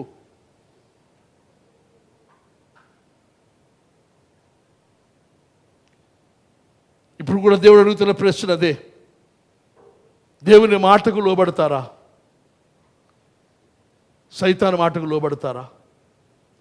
దేవుని మాటకు లోబడతారా? లోక అభిప్రాయానికి లోబడతారా? దేవుని మాటకు లోబడతారా? లోక విధానానికి కట్టుబడి మనం జీవిస్తామా? దేవుడు ముఖ్యమా? లోక విధానం ముఖ్యమా? దేవుని చేత మెప్పు పొందడం ముఖ్యమా? మనుషుల చేత మెప్పు పొందడం ముఖ్యమా? దేవునితో స్నేహం ముఖ్యమా? లోకముతో స్నేహం ముఖ్యమా? ఇది మన జీవితంలో అన్ని విషయాలకు కూడా ఇది అన్వయించుకోవాలి. మన దినదిన జీవితానికి, మనం తినేది, త్రాగేది, మనం ప్రవర్తించేది, మన స్నేహాలు, మన బంధుత్వాలు, మన సంబంధాలు, మనం ఎక్కడ వెళుతున్నాం, ఎక్కడికి వస్తున్నాం, ఏం మాట్లాడుతున్నాం, ఇవన్నీ కూడా ఇదంతా దేవుని చిత్తానుసారమైన మాట, దేవుని చిత్తానుసారమైన ప్రవర్తన, లేకపోతే అక్కడ సమయానికి అనుకూలంగా ఒక ఊసర వెళ్ళి వలె మారిపోతూ ఉన్నానా అనేది మనం పరీక్షించుకోవలసిన అవసరం ఉంది. ఆదామవులు చేసిన పాపమే ఇప్పటికీ మనమంతా కూడా చేస్తూ ఉన్నాం. సైతానికి లోబడుతున్నాం, మన సొంత ఇష్టాన్ని నెరవేర్చుకోవడం చూస్తున్నాం. కానీ మన ప్రభు మాదిరి ఏదనగా ప్రభు ఈ లోకానికి వచ్చిన గుడ్ ఫ్రైడే మనం చూసాము. గెత్సెమనే తోటలో ఆయన చేసిన ప్రార్థన, తండ్రి నీ చిత్తమైతే ఈ గిన్నె నా ఎదురు నుండి, అనగా భయంకరమైన పాత్ర, పాపముతో నిండిన పాత్ర, శాపముతో నిండిన పాత్ర, మానవ జాతి అంతా యొక్క పాపం ఆయన మీద మోపబడుతూ ఆయన త్రాగుతూ పాపం ఎరుగని ఆయన పాపముగా మారిపోతున్న స్థితి ఆయనకి ఇష్టం లేదు. ప్రభు ఇంక వేరే దారి లేదా, నేను భరించలేను, తండ్రి అయిన దేవునికి దూరం అయిపోయే పరిస్థితిని భరించలేను, పాపం ఎరుగని ఆయన పాపముగా చేయబడిన ఆ స్థితి ఈ కారణం ఏదనగా మన రక్షణ కొరకు ఆయన కార్యాన్ని చేశాడు. చేసి ప్రభు ఇది తొలగించు అన్నాడు. కానీ వెంటనే అయినను అయినను అయినను నీ ఇష్టమే, నా చిత్తము కాదు, నీ చిత్తమే సిద్ధించును కాక. ప్రభు నాకైతే ఇలాగ ఉంది, నాకైతే ఇది ఆశ ఉంది, ఈ ఆలోచన ఉంది, కానీ దాన్ని నీ పాదం చెంది పెడతాను, నీ ఇష్టమే. ప్రభు వలే మనకిష్టమైనవి, మనకు నచ్చినవి, మనకు బాగుంటాయి, మనకు క్షేమం అనుకున్న విషయాలు ప్రభు దగ్గర తెచ్చి, ప్రభు ఇది నా కోరిక, నా ఇష్టం, కానీ ఇదిగో నీ పాదం దగ్గర పెడుతున్నాను, నీ ఇష్టమే నాయన, నేను వద్దంటే ఇప్పుడే నేను మానేస్తాను. దేవుడు మనతో మాట్లాడే దేవుడు, మనం దర్శించే దేవుడు. కనుక దేవుని సంగమా, ఈ ప్రభు యొక్క పునరుత్థాన దినమందు ఈ సత్యాన్ని గమనించవలసిందిగా మనవి చేస్తూ ఉన్నాను. ఇక్కడ 2 సందర్భాలు మనం చూసాం. 3వ సందర్భం యోహాను సువార్త 20వ అధ్యాయంలో మనం వచ్చాం. యేసు ప్రభు సమాధి చేయబడ్డాడు. ఎక్కడ తెలుసురా మరియకు. అయితే ఆమె వంగి లోపల చూస్తుంది. లోపల చూస్తున్నప్పుడు 2 ప్రక్కల కూడా 2 దేవదూతలు ఉన్నారు, కెరూబులు ఉన్నట్టుగా మనం చూస్తున్నాం. 2 దేవదూతలు, వారి మధ్య ఆ ఖాళీ స్థలం, ఆ ఖాళీ స్థలంలో దేవుని సన్నిధి ఉన్న స్థలం అది. లేక ఆ ఖాళీ స్థలంలో ప్రత్యక్ష గుడారం దగ్గర చూసినప్పుడు దేవుని సన్నిధి ఆ మధ్యలో ఉండేది. కానీ ఇప్పుడు చూస్తే అక్కడ ప్రభువు యేసు యొక్క దేహం ఉండాలి, కానీ దేహం అక్కడ లేదు, ఖాళీగా ఉంది. ఇక్కడ మరియకు దేవుడు చూపిస్తున్న ఈ సత్యం ఏదనగా, మరొకసారి ఇందాక మనం చూసిన ప్రత్యక్ష గుడారంలో ఉన్న కరుణా పీఠాన్ని మరియకు చూపిస్తున్నాడు. ఆ కరుణా పీఠం దగ్గర ఈ కెరూబులు ఉండే ఆ స్థలం చూపించాడు. కెరూబులు ఆ మధ్యలో ఆయన సన్నిధి నివసించేది, ఆ సన్నిధి అక్కడి నుంచి మాట్లాడేది. అది చూపిస్తూ ఉన్నప్పుడు అక్కడ లోటు లేమి వెలితి ఏదనగా దేవుని యొక్క సన్నిధి లేదు, ఇంక ప్రభు యొక్క దేహము అక్కడ లేదు. ఆ దూతలు మాత్రం ఉన్నారు. వారు ఉన్నది మరియకు ఒక లోతైన సత్యాన్ని తెలియచేస్తూ ఉన్నాడు. నాకు ఆశ్చర్యము, ఆనందము వాక్యంలో మనం చూస్తే ఈ మరియకు తర్వాత ఇంకో మరియా, ప్రభు సుగంధ ద్రవ్యాలు పాదాలకు పూసిన మరియా, వారికి అర్థమైంది ప్రభు సిలువను గురించి, సిలువ మరణాన్ని గురించి. పాత నిబంధన యొక్క లోతైన సత్యాలు స్త్రీలకు అర్థమయ్యాయి. ప్రభుత్వం ఉండి బోధకులు వింటూ ఉన్న శిష్యులకు అర్థం కాలేదు. వారిలో ఒకడు ప్రభుని అమ్మేశాడు. వారిలో ఉన్నవాడు వారితో ఉన్నవాడే, ప్రభు ఏర్పాటు చేసుకున్నవాడే. ఇది భయంకరమైన పరిస్థితి అని మనం గమనించవలసి మనవి చేస్తూ ఉన్నాను. స్త్రీలకు ప్రోత్సాహం, పురుషులు మనకు కూడా వారి వల్ల ఎందుకు ఉండకూడదు మనం చాలాసార్లు అనుకుంటాం. వాళ్ళకంటే చాలా తెలివైన వాళ్ళకి ఏమీ తెలియదండి, జడ్లు అండి. ఇంక జడ్డికి దానికి పేరు కలుపుతాం ఎక్స్ట్రాగా. ఎవరు జడ్డి? మనమే జడ్డి, మగవారమే జడ్డి, పురుషులమే జడ్డి. కనబడుతున్నా చూడడం లేదు మనం. ఎంత అయోమయం, చూచారు వచ్చారు పారిపోయారు. కొంతమంది అనుకుంటారు మగవాళ్ళు చాలా ధైర్యం అని. మగవాళ్ళ కంటే స్త్రీలకు ఎక్కువ ధైర్యం ఇక్కడ కనబడుతుంది మనకి. ప్రసాద్ చాలా హాయిగా నవ్వుతున్నాడు. భార్య దగ్గర భయం లేనట్టుంది, ధైర్యంగా నవ్వుతున్నాడు. సరే, అయితే ఇప్పుడు చూసినప్పుడు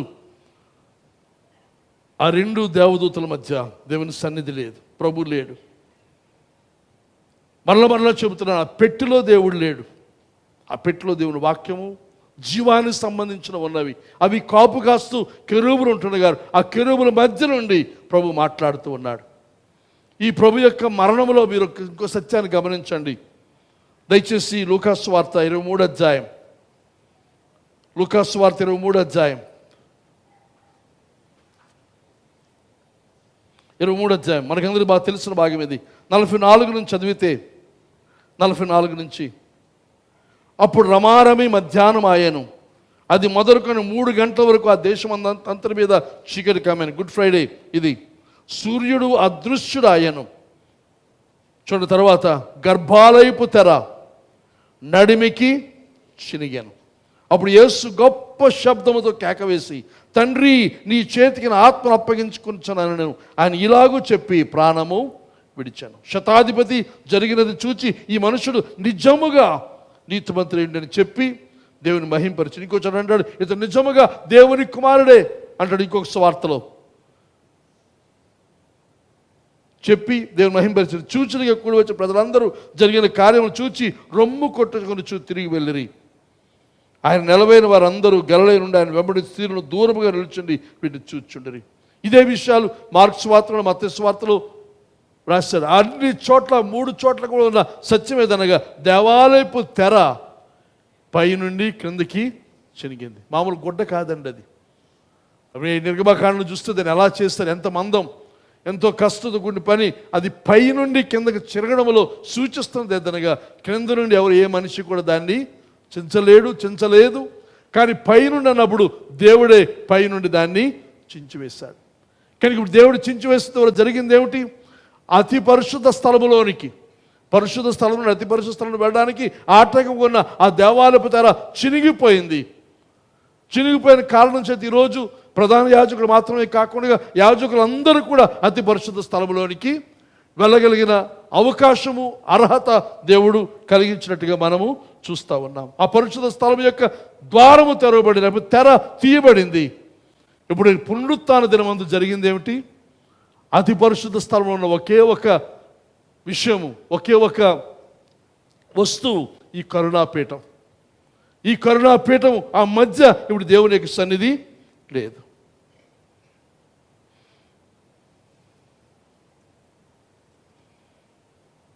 ఆ కరుణాపీఠం మధ్య అప్పుడు ఒకడు వారి అమ్మ ఎందుకు ఏడ్చున్నామని ఆమెను అడుగగా ఆమె నా ప్రభువుని ఎవరో ఎత్తుకొని పోయిరి. జవాబు కోసం ఎదురు చూడలేదు. కానీ అక్కడ రాయబడిన మాట 14 వచనంలో ఆమె ఈ మాట చెప్పి వెనక్కి తట్టు తిరిగి, వారితో ఈ మాట చెప్పింది, వెనక్కి తట్టు తిరిగింది. ఇదంతా ఏడుస్తూనే చేస్తుంది. ఎన్ఎల్టీ తర్జుమాలు అంటాడు, షీ టర్న్ టు లీవ్. ఆమె ఎందుకు తిరిగింది అని అంటే వెళ్ళిపోవడానికి తిరిగింది. మరికి లేడు ఇక్కడ ప్రభు అని వెనుక తట్టు తిరిగినప్పుడు జరిగింది ఏదనగా 14 నుంచి 18 వచనాలు. యేసే ఆమె దగ్గరికి వచ్చాడు. ఆమె మాట వెనుక తట్టు తిరిగి యేసు నిలిచిండుట చూచాను, కానీ ఆయన యేసు అని గుర్తుపట్టలేదు. ఆ ఇద్దరి మధ్య, దేవదూతల ఇద్దరి మధ్య ఉండవలసిన యేసు అక్కడ లేడు. ఇప్పుడు ఎక్కడున్నాడు? మరియ ప్రక్కన ఉన్నాడు. వెళ్ళిపోవడానికి తిరిగినప్పుడు చూస్తే ఒకడు కనబడుతున్నాడు. అయితే ఆమె ప్రభువును పోల్చక తోటమాల అనుకొని, అయ్యా ఎక్కడ పెట్టావు? ఆ దేహాన్ని నాకు ఇప్పించండి, నేను పరిచర్య చేస్తాను, ఉపచారం చేస్తాను, సరైన సమాధి నేను చేస్తాను అని ఆశిస్తూ ఉంటే ప్రభు ఆమె ప్రేమకు స్పందించిన స్పందన మనం చూస్తాం. ఆమె అంటాడు, అక్కడ ప్రభు అంటాడు ఆమెను చూచి 16వ వచనం, మరియా. ఎంత గొప్ప మాట ఇది! నాకు చాలా ఇష్టమైన సందర్భం ఇది బైబిల్ అంతట్లో. ఆమెను చూచి మరియా అనగానే ఆమె వెంటనే చెప్పే మాట ఏదనగా రబ్బూని. ఆమె వెంటనే పోల్చుకుంది. ఎందుకనగా ఆ పేరు, ఆ పిలిచిన విధానం చూసినప్పుడు ఇది ప్రభువు తప్ప ఇంకొకరు నన్ను ఇలాగూ పిలవరు. ప్రభు మనల్ని ఒక్కొక్కరిని పిలిచే విధానం ఒకటి ఉంటుంది.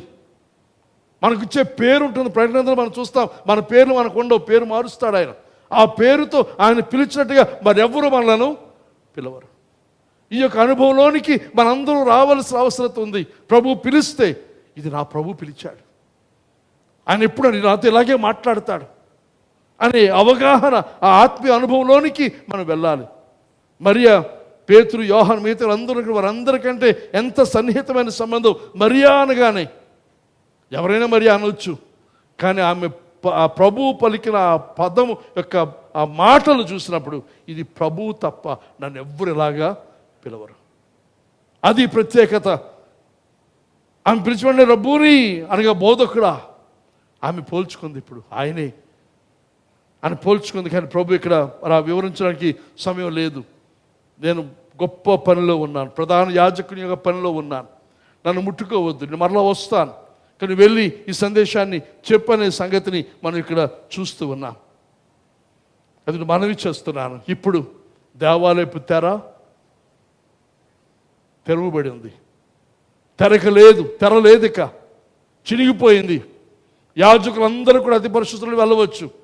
మరి యాజకులు వెళ్ళవచ్చు అంటారు. మనమేమిటి? పేతురు ఏమంటాడు? మీరు రాజులైన యాజక సమూహం. ఆవరణలో ఉండవలసిన పని మనకు లేదు. పరిశుద్ధ స్థలంలోనికి, అతి పరిశుద్ధ స్థలంలోనికి వెళ్ళేవారు. ఆవరణలో ఉండే ఆ బలి అర్పణ ఇక మనకి లేదు, అవి చేయవలసిన పని లేదు. మనందరం యాజకులుగా అతి పరిశుద్ధ స్థలంలోనికి వెళ్ళగలిగిన ఆధిక్యత, అర్హత ప్రభు మనకి ఇచ్చి ఉన్నాడు. కానీ ఇప్పుడు దేవుని సన్నిధి ఎక్కడ ఉంది? కెరూబుల మధ్య లేదు. అక్కడ ఇందాక చూసిన కెరూబుల మధ్య అది ఖాళీ ఉంది.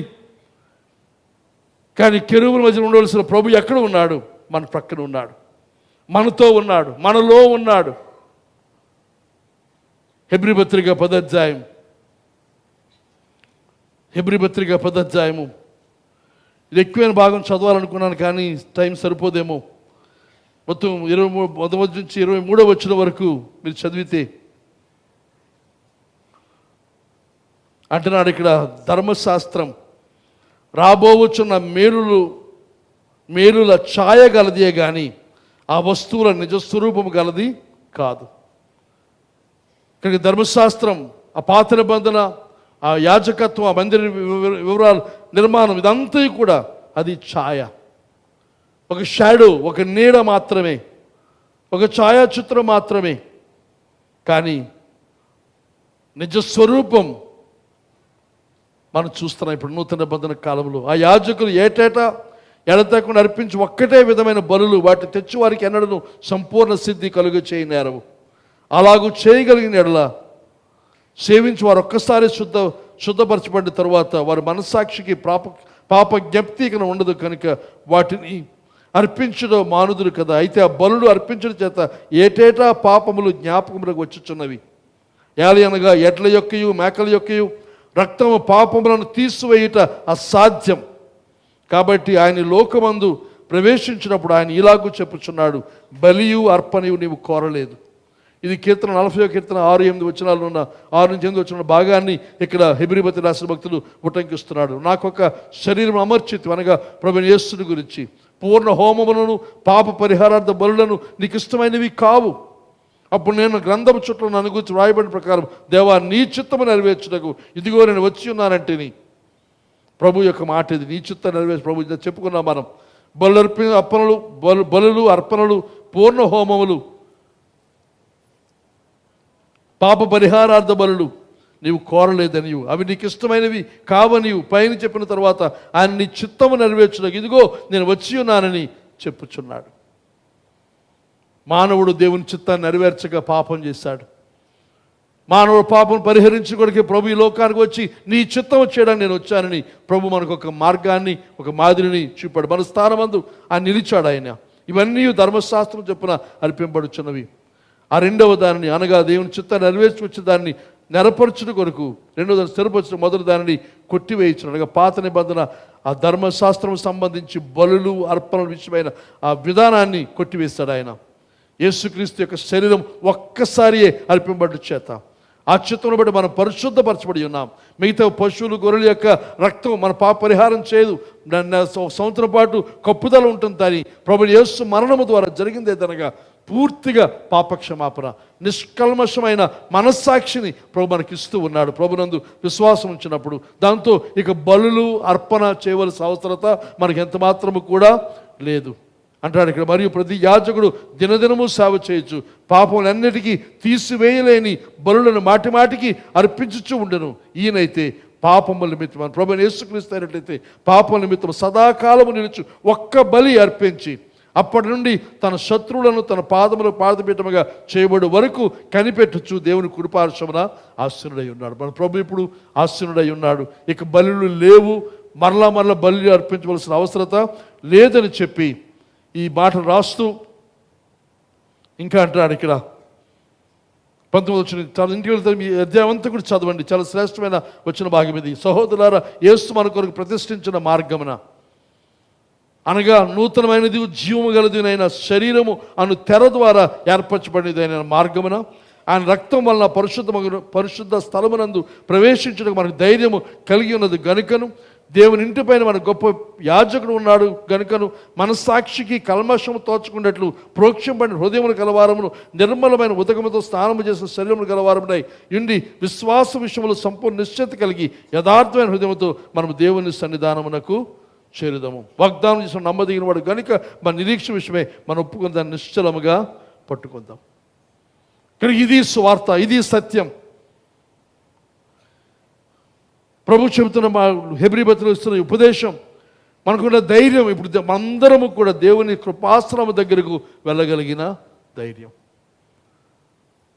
ప్రభు మన మధ్య ఉన్నాడు, మనతో ఉన్నాడు, మనలో ఉన్నాడు. కనుక కృపాశ్రమం దగ్గరికి ఎప్పుడైనా వెళ్ళొచ్చు. తెర లేదు, సమయపాలన లేదు, దివారాత్రము కూడా తెరవబడిన పరిస్థితి అని చెప్పి మనవి చేస్తూ ఉన్నాను. హెబ్రీ పత్రిక 10వ అధ్యాయం 23వ వచనం మనం చూస్తే అంటాడు,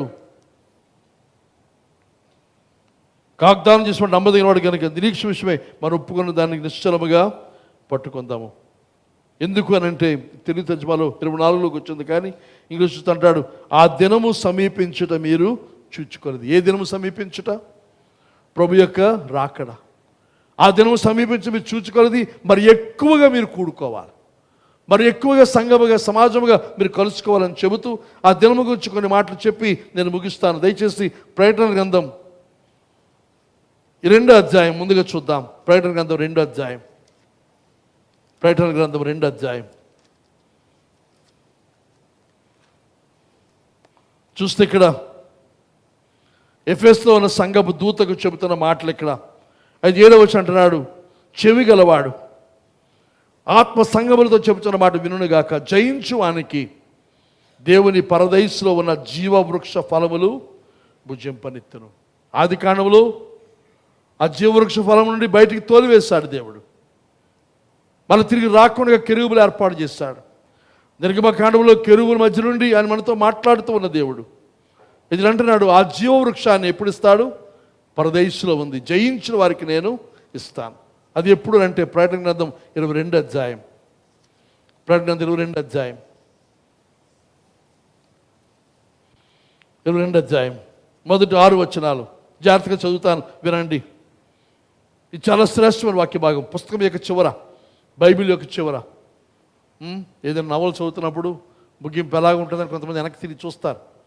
అలా చూస్తే ఈ నవల మధ్యలో జరుగుతున్న సస్పెన్స్ మనకు ఎంత ఇబ్బంది కలిగించదు. ఈ చివరిది చూద్దాం, దీన్ని బట్టి మన జీవితాలు మార్చుకుందాం. 2వ అధ్యాయం అంటాడు, మరియు స్ఫటికము వలె మెరియునట్టి జీవజలముల నది దేవుని యొక్కయు గొర్రెపిల్ల యొక్కయు సింహాసనం నుండి ఆ పట్టణము రాజవీధి మధ్యను ప్రవహించుట ఆ దూత నాకు చూపాను. ఇప్పుడు ఇది చూసినప్పుడు 21లో చూస్తాం. 21వ అధ్యాయంలో అంతటా మొదటి ఆకాశం మొదటి భూమి అంటే ఇది పోయింది, క్రొత్త ఆకాశము క్రొత్త భూమి ఏర్పడింది. ఆ కొత్త భూమి క్రొత్త ఆకాశంలో ఉన్న స్థితిని 22వ అధ్యాయంలో వివరిస్తున్నాడు.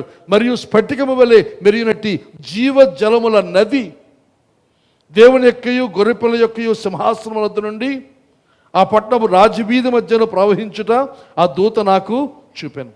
ఇది చూడండి, ఆ నది యొక్క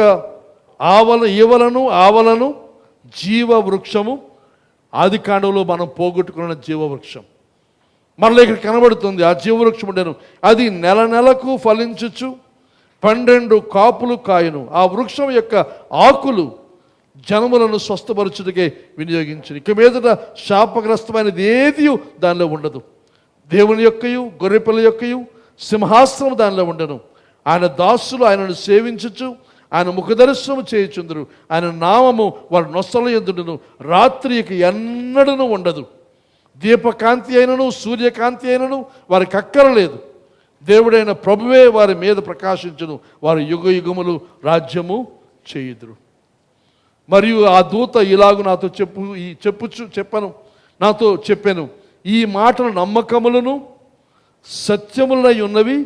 ప్రవక్తల ఆత్మలకు దేవుడకు ప్రభు త్వరలో సంభవింపవలసిన వాటిని తన దాసులకు చూపుటకై తన దూతను పంపాను. ఇదిగో నేను త్వరగా వచ్చుచున్నాను. ఇది ప్రభు మనతో చెబుతున్న మాట. ఆ జీవవృక్ష ఫలాలు మనందరూ భుజించాలి అనే సత్యం. దయచేసి ఆఖరిగా 2 వచన భాగాలు చదివి ముగిస్తాను. ద్వితీయోపదేశకాండం 30వ అధ్యాయం 19వ వచనం. నేను జీవమును మరణమును ఆశీర్వాదమును శాపమును నేను ఎదుట ఉంచి భూమి ఆకాశములను మీ మీద సాక్షులుగా పిలుచుచున్నాను. దేవుడైన యెహోవా ఈ ఉదయకాలమందు మనతో చెబుతున్న మాట. నేను జీవాన్ని మరణాన్ని మీ ముందు ఉంచాను. జీవము ప్రభువైన యేసులో, మరణం అనేది లోక విధానములో సైతాన్ యొక్క శోధనలో మాటలో ఉంటుంది. మీరు దేన్ని కోరుకుంటారు? జీవాన్ని కోరుకుంటారా, మరణాన్ని కోరుకుంటారా అని చెప్పి 20 వచ్చిన చివరి భాగాలు అంటాడు, జీవమును కోరుకోనండి. అంటే పరీక్ష పేపర్ ఇచ్చి జవాబు కూడా ఆయనే చెప్తున్నాడు మనకి. మీరు ఏది కోరుకుంటారు, చాయిస్ ఇదా అదా అని చెప్పి మీరు ఇది కోరుకోండి. దేవుని యొక్క ప్రేమ చూడండి. మీరు జీవాన్ని కోరుకోండి. ఆ జీవం యేసులో ఉంది. ఈరోజు మనకు అది అందుబాటులో ఉంది. ఆ కెరూబుల మధ్య లేడు ఆయన, మన మధ్య ఉన్నాడు, మనలో ఉన్నాడు, మనతో ఉన్నాడు ఆయన. ఇంకా ఆఖరిగా యెహెజ్కేలు గ్రంథం 18వ అధ్యాయం 23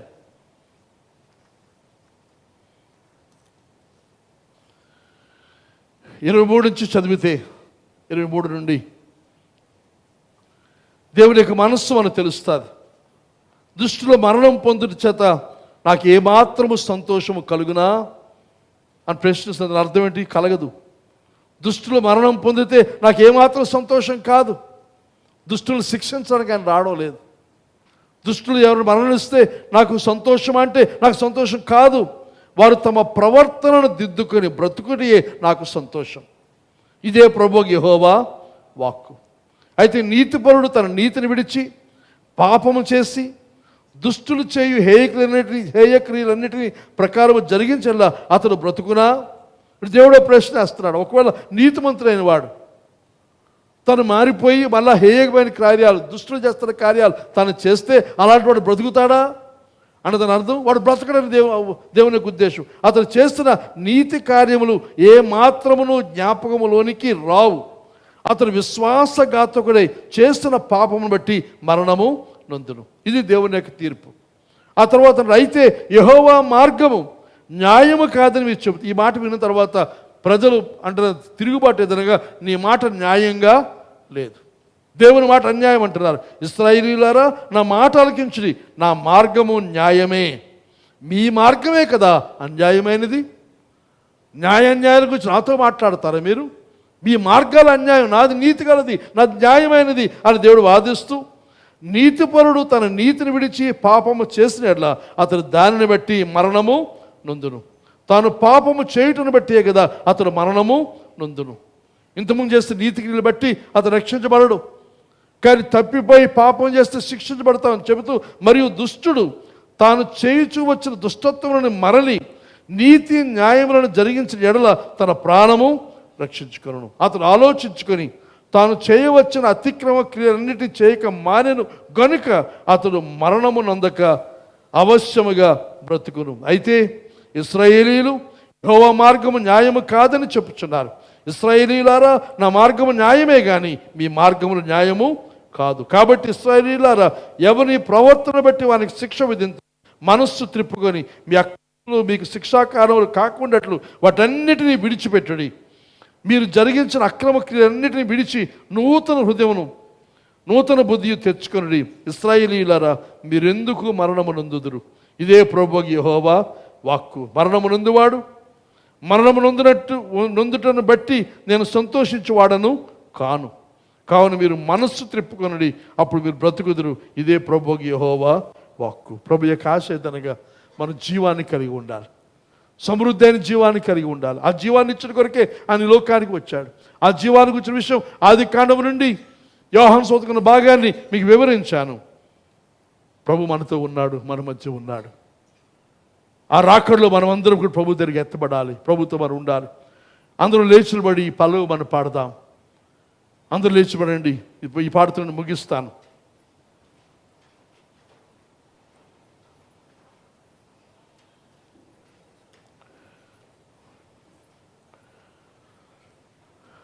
రెడీగా ఉన్నారా మ్యూజిక్ టీం?